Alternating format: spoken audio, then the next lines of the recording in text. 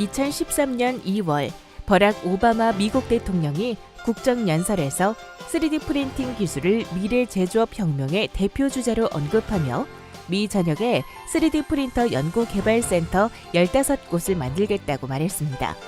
그 후 많은 변화들이 있었는데요. 3D 프린터는 수제 볼펜을 탄생시켰고 35kg에 육박하는 오토바이를 만들어내고 있습니다. 기계 시대를 극복한 인간의 무기라는 말이 있을 정도로 3D 프린터를 이용해 기계 시대를 헤쳐나가는 인간을 혹자는 무언가를 스스로 만들어내는 최초의 인류란 의미의 호모 메이커스라고 부르기도 합니다.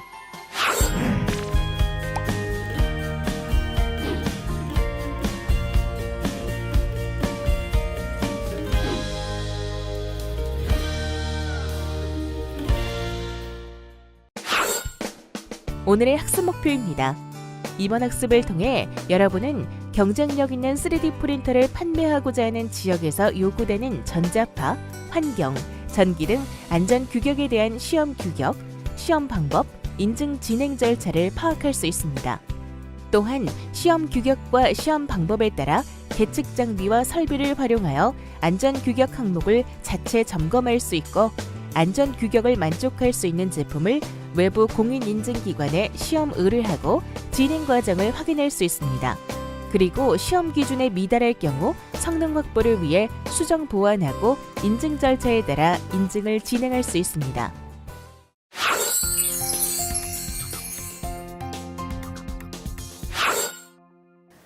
안녕하세요. 이나은입니다. 우리 학습자들의 미래를 출력하는 3D 프린터, 그 개발을 위한 길잡이로 선용태 강사님 모셨습니다. 안녕하세요, 강사님. 안녕하세요.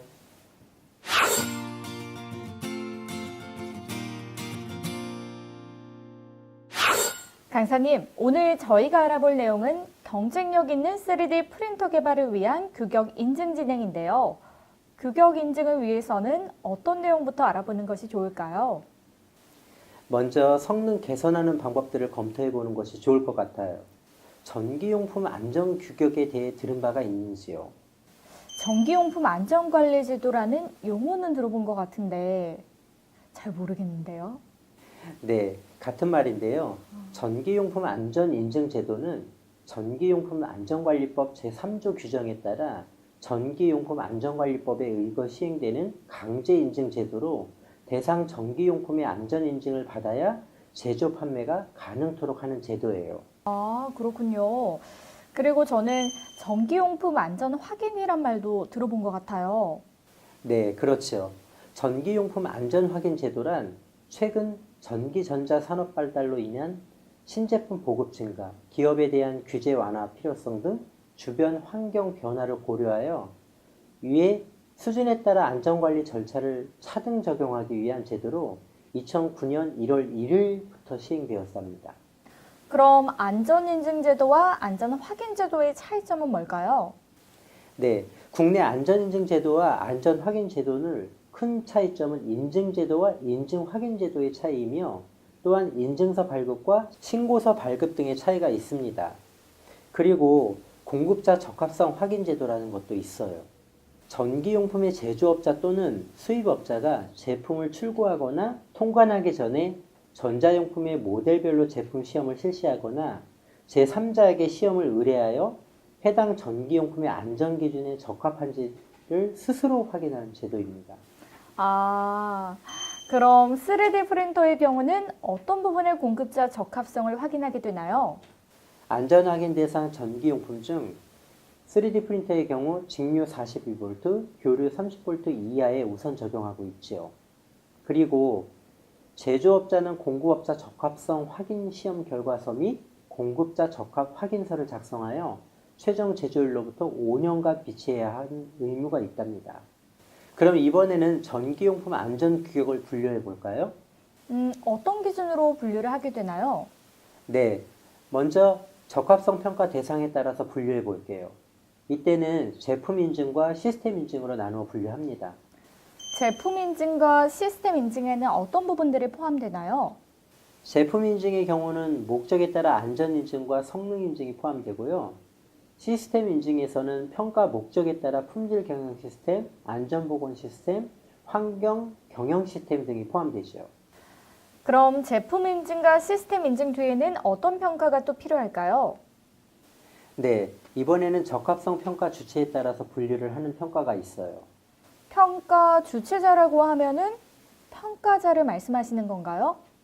그렇죠. 먼저 1차 인증 경우에는 제조자가 스스로 그 적합성을 평가하는 것이라면 2차 인증은 구매자가 제품과 시스템에 대해서 평가를 하고요. 3차 인증은 3자, 즉 인증기관에서 그 적합성을 평가하는 것이라고 보면 됩니다. 지금까지 학습한 내용을 다시 한번 정리해 보겠습니다. 이번 시간에는 3D 프린터 개발을 위한 성능 개선하기로 안전 규격에 대한 시험 규격, 시험 방법, 인증 절차를 파악하는 시간을 가졌습니다.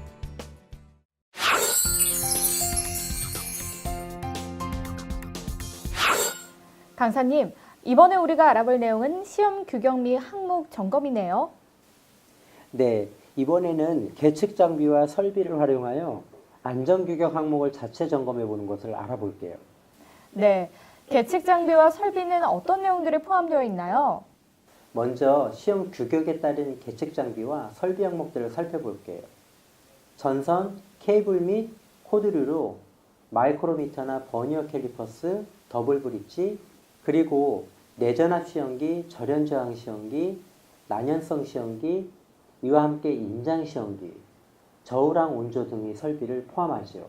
두 번째로 스위치와 전자 개폐기로 마이크로미터, 버니어 캘리퍼스, 전압계, 전류계, 전력계, 그리고 온도 기록계 및 전대 온도계, 그리고 전압 조정기, 절연 저항계, 내전압 시험기 등이 있고요. 세 번째로 전원용 커패시터 및 전원 필터인 마이크로미터, 버니어 캘리퍼스, 전압계와 전류계, 그리고 내전압 시험기 등이 필요해요. 다음 네 번째는 전기 설비용 부속품 및 연결 부품으로는 마이크로미터, 버니어 캘리퍼스, 전압계, 전류계와 전력계, 온도 기록계 및 열전대 온도계, 절연 저항계와 내전압 시험기 등이 있죠. 와, 굉장히 많은 계측 장비와 설비들이 필요하네요. 중복되는 것들도 있고요. 그렇죠. 이 중에서 시험 규격과 시험 방법에 따라 계측 장비와 설비를 활용하여 적합하게 점검을 하면 된답니다. 그럼 뒤이어 몇 가지만 더 살펴보죠. 다음 다섯 번째로는 퓨즈 및 퓨즈 홀더, 전기, 기기용 차단기가 있어요. 마찬가지로 마이크로미터, 버니어 캘리퍼스, 전압계와 전류계, 그리고 온도 기록계와 열전대 온도계, 그리고 전압 조정기, 절연 저항계 및 절연 내력 시험 장치 등이 있고, 퓨즈 하나에는 퓨즈 용단 시험기 등이 포함됩니다. 자, 여섯 번째 변압기 및 전압 조정기로는 마이크로미터, 버니어 캘리퍼스, 전압계와 전류계, 온도 기록계, 열전대 온도계 등 앞과 동일하지만 전압 조정기, 절연 저항기, 내전압 시험기 등이 다르게 포함됩니다. 와, 전압계, 전류계까지 엄청난 항목들이 있네요. 그렇죠. 아무래도 전기를 다루는 제품이다 보니 무엇보다 안전에 유의해야 하기 때문이죠. 맞아요. 무엇보다 안전이 중요한 거니까요. 그럼 다음 어떤 항목들이 있는지 설명 부탁드리겠습니다. 네, 다음 일곱 번째로는 전기 기기 공통 설비의 경우에는 공통 계측 장비 외에 전기 다리미, 전기 탈수기, 그리고 전기 레인지, 주방용 전열기구, 전 세탁기, 전기 건조기와 전기 냉동기기, 전자 레인지와 전열기기, 그리고 전기 마사지기 등이 이에 포함된답니다. 여덟 번째, 정보통신 사무기기도 마찬가지로 마이크로미터, 버니어 캘리퍼스, 전압계, 전류계, 전력계가 포함되고 온도 기록계, 열전대 온도계와 전압 조정기 및 내전압 시험기기 포함된답니다. 다음 마지막으로 조명기기의 경우에는 마이크로미터, 버니어 캘리퍼스, 온도 기록계, 열전대 온도계, 그리고 전열 저항계, 내전압 시험기와 누설 전류계, 타이머 등이 포함됩니다. 다음으로는 시험 규격에 따른 시험 방법을 살펴보려고 해요. 시험 방법이면 어떤 종류의 시험 방법들이 있는 건가요? 내전압 시험과 누설 전류 시험, 그리고 절연 저항 시험이 있어요. 그럼 내전압 시험부터 설명 부탁드리겠습니다. 내전압 시험은 일반적으로 위스탠딩 볼테이지 테스트라 부르며 피측정체의 절연 성분 사이에 얼마나 높은 전압을 견딜 수 있는지를 평가하는 시험으로 내전압 정장비를 사용하여 수행하죠. 그리고 내전압 시험 시 통상 정상 동작 전압의 2배의 1000볼트를 더한 전압을 사용합니다. 아, 내전압 시험은 이렇게 하는 것이군요. 그러면 누설 전류 시험은 어떻게 되나요? 네, 누설 전류 시험의 경우는 전기 전자 제품이 실제로 전원이 인가되어 동작 중이고 제품이 외부로 노출된 도체 부분을 사용자가 만졌을 때 인체를 통해 흐르는 누설 전류가 안전한 값 이하로 흐르는가 여부를 평가하는 시험법이라고 정의할 수 있어요. 그럼 절연 저항 시험은 어떤 것을 평가하는 것인지 설명 부탁드리겠습니다. 네, 절연 저항 시험은 전기적으로 절연이 되어 있는 어느 두 지점 사이의 절연 저항을 측정하는데 테스트로 전류의 흐름을 방해하기 위한 전기적 절연이 얼마나 효과적으로 되어 있는가를 판정하는 것을 의미합니다. 이는 제품이 생산된 직후뿐만이 아니라 일정 기간 사용한 후 절연의 상태를 검사하는 데 유용하죠. 정기적으로 절연 저항 시험을 실시하면 절연 파괴가 일어나기 전에 절연 불량을 판별해낼 수 있고 따라서 절연 파괴에 의한 사용자 안전사고나 비용이 많이 드는 고장 발생 등을 예방할 수 있어요. 지금까지 학습한 내용을 다시 한번 정리해 보겠습니다. 이번 시간에는 시험 규격 및 항목을 점검하고 이에 따라 자체 점검을 할 수 있도록 계측 장비와 설비, 그리고 시험 규격에 따른 시험 방법에 대해 알아보았습니다.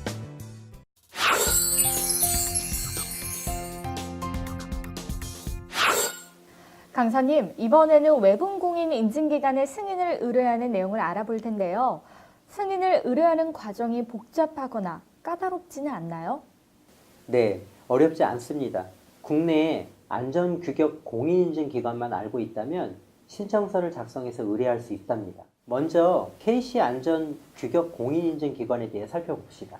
국내에 안전인증기관에는 여러 곳이 있지만 한국산업기술시험원, 한국기계전자시험연구원, 한국화학융합시험연구원 등이 있습니다. 네. 강사님, 그럼 KC 안전인증을 받으려면 어떻게 하면 될까요? 네, 먼저 전기용품 안전인증을 신청하려면 처리 절차와 구비 서류를 알아두면 됩니다. 인증 절차요? 어떤 순서로 이루어지는지 궁금하네요. 먼저 안전인증 서류를 준비하여 안전인증 신청합니다. 그럼 인증기관에서 검사를 할 거고 이상이 없다면 인증서를 교부하고 문제가 있다면 보완 요청을 하게 됩니다. 네, 그럼 인증 신청을 위한 서류 준비가 필요하겠네요. 그렇죠. 구비 서류는 안전인증 신청서, 사업자 등록증 사본, 제품 설명서 및 전기적인 안전에 직접적인 영향을 주는 부품의 명칭, 전기적 특성 등을 기재한 서류, 절연 재질의 명세서, 전기 회로 도면 및 대리인 신청 시에는 대리인을 증명하는 서류가 있어야 해요. 와, 여러 가지 서류들이 필요하네요. 그렇게 준비된 서류를 가지고 안전확인 신청을 하게 됩니다. 그때 처리되는 절차는 안전인증 처리 절차와 비슷합니다. 제품 시험을 통해 합격 시 신고 증명서가 발급됩니다. 강사님, 그럼 이렇게 인증 처리 신청이 완료되면 모든 인증 처리는 완료되나요? 아니요. 공급자 적합성 확인을 신청해야 해요. 공급자 적합성은 앞에서 살펴본 대로 제조업자 또는 수입업자가 공급자 적합성 확인 대상 전기용품의 안전기준의 적합 여부를 스스로 확인하거나 외부 기관에 의뢰하여 확인서 발급받은 후 사내에 비치하는 것을 의미합니다. 이제 다음 심사는 어떤 절차가 기다리고 있나요? 네, 이렇게 공급자 적합성의 확인이 되면 공장 심사가 기다리고 있죠. 공장 심사요? 어떤 내용인지 설명 부탁드립니다. 네, 먼저 초기 공장 심사가 있어요. 이는 안전인증 대상 전기용품을 제조하고자 하는 공장의 제조 설비, 검사 설비, 기술 능력 및 제조 체제를 평가하여 안전인증 대상 제품의 안전을 확보할 수 있는지를 확인하는 목적으로 심사가 이루어지지요. 그럼 어떤 항목들을 검사하게 되나요? 이때는 시험 검사, 검사 설비, 그리고 품질 시스템을 확인하게 됩니다. 이렇게 초기 공장 심사 외에도 또 다른 공장 심사가 있나요? 그럼요. 정기 공장 심사가 남았죠. 이 정기 공장 심사란 안전 인증을 받은 안전 인증 대상 전기용품이 계속하여 안전을 유지하고 있는지를 확인하기 위해 제조 공장의 제조 설비, 검사 설비, 기술 능력의 제조 체제를 연 1회 이상 심사하게 됩니다. 어떤 내용으로 정기 공장 심사를 하게 되나요? 네, 심사 내용으로는 시험 검사, 검사 설비, 품질 시스템 확인 및 전기용품 제조업자 및 제조 공장 변경된 여부를 확인하고 안전인증서에 기재된 제조 공장에서 전기용품을 생산하는지를 확인합니다. 또한 안전인증서에 첨부된 안전관리 대상 부품 목록과 동일하게 생산하는지를 체크하지요. 마지막으로는 안전인증을 받은 전기용품의 안전기준 및 안전인증 내용을 준수하는지를 확인합니다. 어떤 판정 방법으로 심사를 통과하게 되는지 궁금하네요. 네, 먼저는 종합 판정 방법은 적합, 부적합으로 구분하며 모든 평가 항목이 적합, 즉 예로 평가한 경우에만 종합 판정을 적합으로 하게 됩니다. 만약 심사 중 아니오로 판정된 평가 항목에 대해서는 부적합 보고서를 작성하고 부적합 개선 조치를 요구하게 되지요. 아, 그렇군요.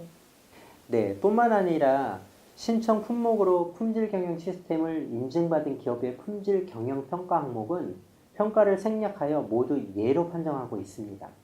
물론 생략을 받으려는 인증기업은 인증 신청 시 ISO 인증서 및 문서화된 중요 정보를 인증기관에 제출하여야 그 절차가 이루어지고 있죠.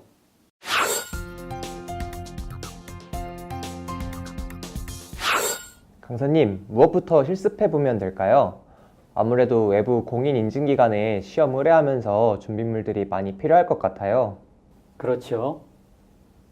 준비해야 될 서류들은 제품 설명서, 부품 사양서, 정기 회로도면, 제조사 사업자 등록증이 있어야 합니다. 네, 그럼 이제 저 스스로 한번 해볼 수 있을 것 같아요. 좋아요. 그럼 스스로 해보고 어려운 부분이 있으면 언제든지 물어보세요. 좋아, 신청서를 모두 작성했으니 다음 단계로 전기용품 안전확인 시험 의뢰하기를 해보는 거야. 준비물은 아까 강사님이 주신 자료면 충분할 것 같고 다시 한번 볼까? 제품 설명서, 부품 사양서, 전기 회로 도면, 제조사 사업자 등록증 기기면 모두 준비되어 있고 앞서 유의사항으로 검토한 모든 내용들도 완전 괜찮은 것 같고 그럼 시작해볼까? 자, 이제 모든 확인 단계는 거쳤고 서류도 준비했어. 그럼 전기용품 안전인증, 안전확인 신청서를 작성해보도록 할까? 첫째, 첨부 서류를 준비하고 신청서를 작성한다.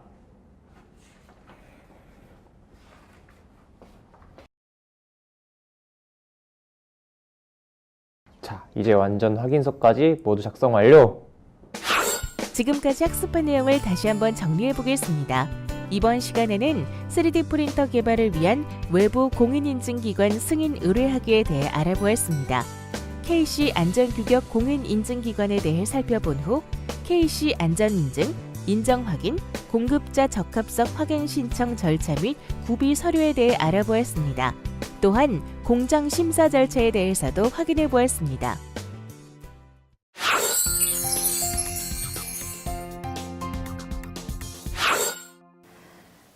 프린터 개발을 위한 성능 확보의 수정 보완 및 인증을 진행하는 방법에 대해 알아보는 시간인데요. 성능 확보의 수정은 어떤 단계인가요? 네, 성능 확보 및 수정이란 시험 기준에 미달할 경우 어떻게 성능을 확보하고 인증을 마무리하는가를 확인하는 것입니다. 아, 그럼 어떤 시험 기준부터 살펴봐야 되죠? 네, 먼저는 전자파 적합성 시험을 하게 됩니다. 전자파 적합성 시험은 크게 전자파 적합성을 시험하는 EMC 시험과 전자파 장애를 확인하는 EMI, 그리고 전자파 내성을 확인하는 EMS로 나뉘어 볼 수 있어요.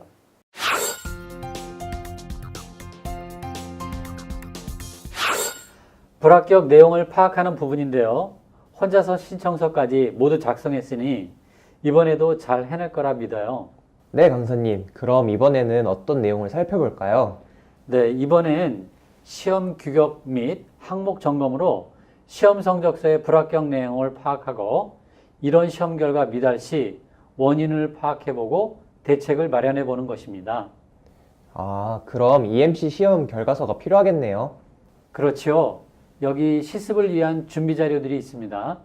안전규격서, EMC 시험 결과서, 하드웨어 전체 설계도, 공정도 및 작업 표준, 검사 기준서, 제품 규격서, 부품 사양서가 있습니다. 그리고 실습을 위해서는 장비들도 필요하지 않나요?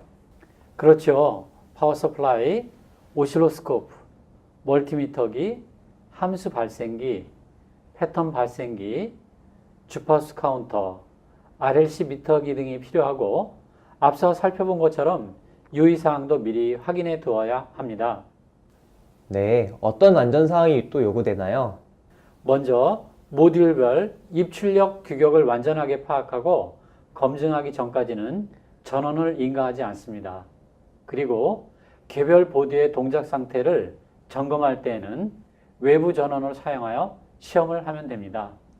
네, 알겠습니다, 강사님. 먼저 시험 성적서의 불합격 내용을 파악해야 해요. 지금 보는 그림을 보면 전자기기가 EMI 방사 시험을 통과하지 못한 경우의 결과를 예시하고 있어요. 그럼 강사님, EMI 시험을 통과하기 위해서는 어느 정도의 측정 결과가 나와야 하나요? EMI 시험을 통과하기 위해서는 측정한 주파수 전 대역에서 충분한 마진을 확보하여야 하나 지금 보는 그림은 주파수 300MHz 이상에서 마진 확보를 하지 못했기 때문에 불합격 판정을 받았네요. 아, 그렇군요. 그럼 강사님, 이렇게 불합격한 경우 원인을 어디서 찾아야 할까요? 네, 먼저 전원부에 EMI 대책을 세워야 합니다. 먼저 입력단에 설치하는 코일과 캐패시터의 값을 크게 하고 입력 단자로부터 필터까지의 거리를 가능하면 짧게 유지해주고 입력 필터를 노이즈 발생원으로부터 가능하면 멀리 떨어뜨려 줍니다. 또한 출력 정류용 다이오드는 노이즈가 작은 것으로 교체하고 출력단 근처에 적절한 콘덴서를 추가하여 전원성 노이즈를 최소화시키면 됩니다. 전원부에 EMI 대책을 세운다고 하셨죠? 이제 전원부에 EMI 대책을 세운 다음에는 어떤 절차가 또 필요할까요? 네, 다음은 기판부의 EMI 대책을 세워야 합니다. 기판부의 EMI 대책이라고요? 네, 그렇죠. 이는 클락에 의한 에미션을 억제하기 위해 클럭 라인을 최소한 짧게 하고 안정된 그라운드층으로 쉴드를 강화해주고 기판 기준 전이층의 고준파 임피던스를 감소시키기 위해 나사 등을 사용하여 기판을 프레임에 완전히 결합시켜 주어야 4점 이상이 나옵니다. 그런 다음 CPU 및 주변 칩의 전원 공급 라인에서 칩 바로 앞에 커플링 컨덴서를 삽입하는 것이지요. 강사님, 이건 제가 직접 해봐야 할 것 같아요.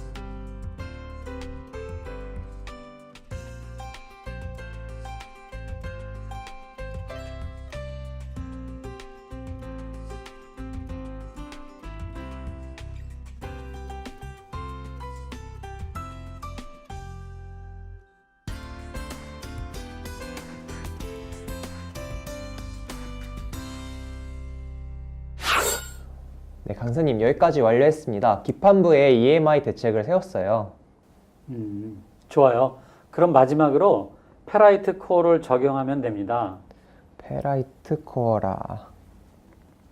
네, 페라이트 코어는 직류에서부터 200MHz 이상의 고주파에 이르기까지 투자율이 좋으며 이 특성을 이용하여 제품 사이의 배선에 통과시키면 그 선에 흐르는 유효한 신호는 잘 통과시키며 해로운 고주파 및 잡음 성분을 차단하는 역할을 합니다. 잠시만요, 강사님. 노트에 적어둘게요. 페라이트 코어는 네, 게다가 페라이트 코어를 넣어주게 되면 전선에 인덕턴스가 증가하게 되고 이로 인해 고주파 성분의 신호 전류는 잘 흐르지 못하고 저주파는 잘 통과하게 됨으로써 마치 콘덴서와 같이 동작하게 됩니다.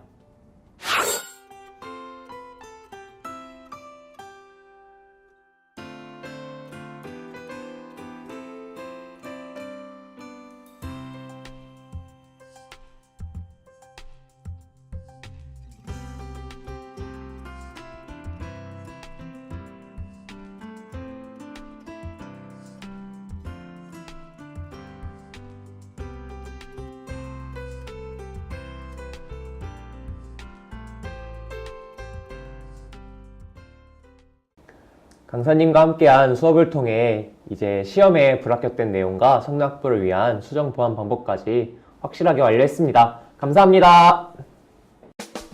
지금까지 학습한 내용을 다시 한번 정리해 보겠습니다. 이번 시간에는 시험 미달 시 성능 확보 수정 보완에 대해 알아보았습니다. 시험 성적서 불합격 내용을 파악한 후 불합격 원인 파악 및 대책 수립 방법에 대해 알아보았습니다.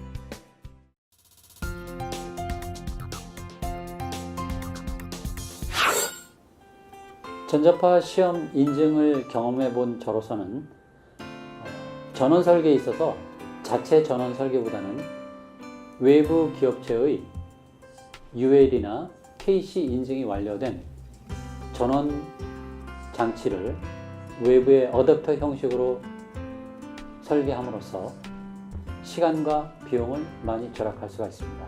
즉, 제반 EMI의 모든 문제점들은 전원 소스에서부터 기인을 하는데 외부에 KC 인증이 된, 전자파 인증이 된, 안전이 인증이 된 전원을 사용함으로써 우리 장비 개발하는 데 있어서 전자파 인증을 최소화할 수 있는 방법이 되겠습니다. 결론적으로 자체적으로 전원을 개발하기보다는 외부 업체에 인증된 전원 유닛을 적용함으로써 시간과 경비를 절약할 수 있다고 생각합니다.